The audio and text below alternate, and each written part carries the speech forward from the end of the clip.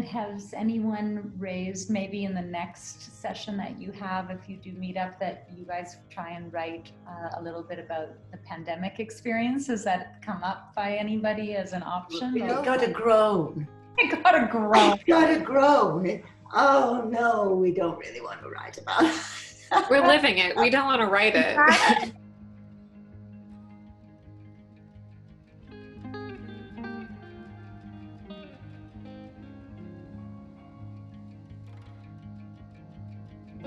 To start out, I was hoping you could introduce yourself. Okay, I'm Anne Mitchell. I'm a North Van resident. I lived in West Van for 45 years and I moved here 10 years ago and love being in North Vancouver. I was a teacher for many years and now I'm retired and do lots of painting myself, and now I'm doing a little bit of teaching art. Archdeacon Muir told us about these incredible art lessons that you're giving over Zoom. I was wondering how that came about.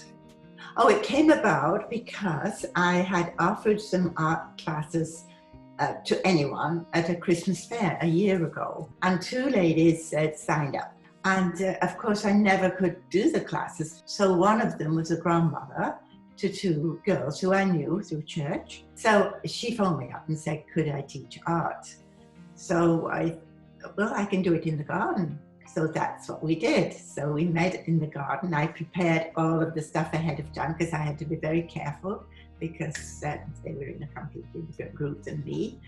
And my daughter was very nervous about me doing this, but it worked very well. And they were great. We did watercolors and then we worked with inks.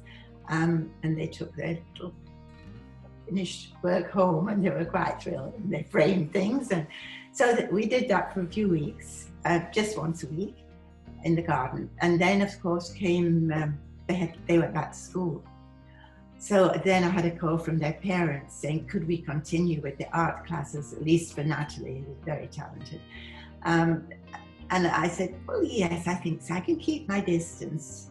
And then my daughter said, no, Mom, you just do it by Zoom. Okay, I'll do it by Zoom. Okay. So when I am teaching Natalie, for instance, I'll try and tip this up. I would always have some interesting thing on my easel here.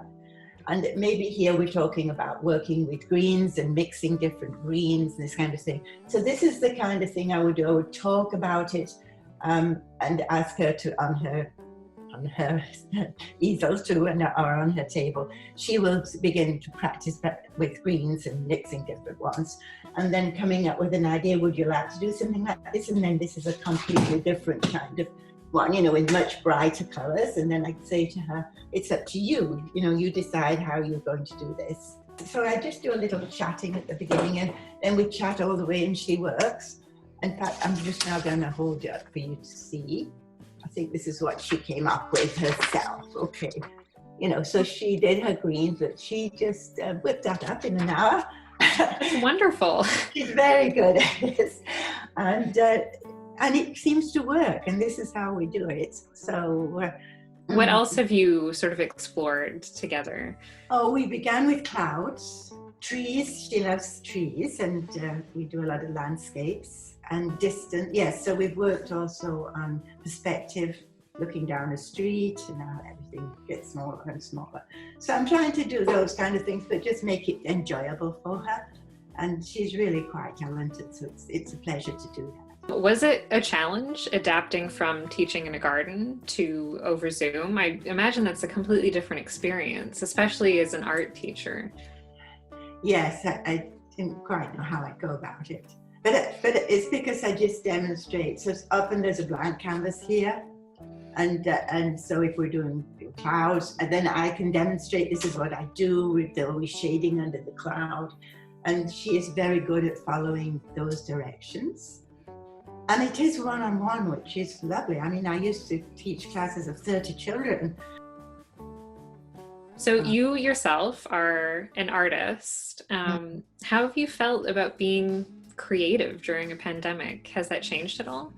Interesting question. I thought I'd be painting all the time, but I at the beginning I did some paintings, and then I need a little inspiration. So my son is a wonderful photographer. So he sent me some wildflower, I love flowers anyway, flower pictures in Australia. And I did do the paintings from them. Then I can show them to him on my screen. That's what I did, David. That's such a nice way to stay close to your family too, that you've got paintings of places from all around the world. Yes, I know. And then that was it. And it was interesting. I was much more into reading, into watching documentaries, not that much TV, and also writing. I've probably done more writing than painting, actually. Yeah. I would be interested, Anne, in if you have any reflection on the role of art in really difficult times like war, times like a pandemic. And I just wondered, Anne, if you had any thoughts about that. I think it's enormous. Yeah, such a loss for us. I'm thinking theatre too, because I love theatre. I'm not going to the Stanley, I'm not going to the Arts Club. And it's, you know, they're trying so hard. They're putting on some great things online and trying to see those.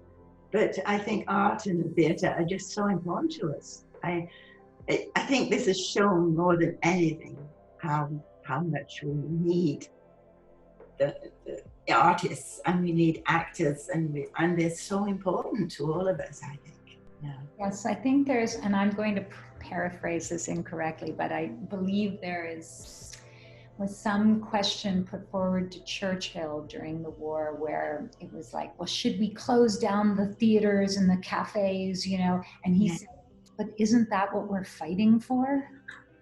Yes. And I thought, you know, it's one of those things, right, where we can feel like art maybe is this frivolous sort of luxury, but then I always feel that it is the essence of communication. Because you mentioned Churchill, because I was thinking, as I was saying, I grew up in the war, yes. But, you know, and my young aunts were in the ATS, and I think they were in London. And, you know, there was still enormous sort of underground in every way, you know, because they were down underground theatres and vaudeville and all kinds of things were going on because they needed all of that. I mean, you're taking part in this project to document people's experiences during the pandemic. Why do you think it is so important that we preserve these stories and these experiences? Oh, because I think one day there may be another pandemic, and people, it may be very helpful to see what we did. And to, you know, it's so great to have something like that in an archive so that it's available for people. And it's just very interesting, I'm sure. People could say, oh, look at my great grandma, what she did. I said to my daughter, I've never seen you as much as I do now. I see you because she comes over to do the garden, or we chat, and I keep my distance. And she is so funny. She said to me, well, Mum, I'm always over, but you're never in. That's my normal life. I'm out a lot. So that was what kind of told me off. I was saying, oh, it's so lovely to see you so much. Oh, I do come over, but you're never in.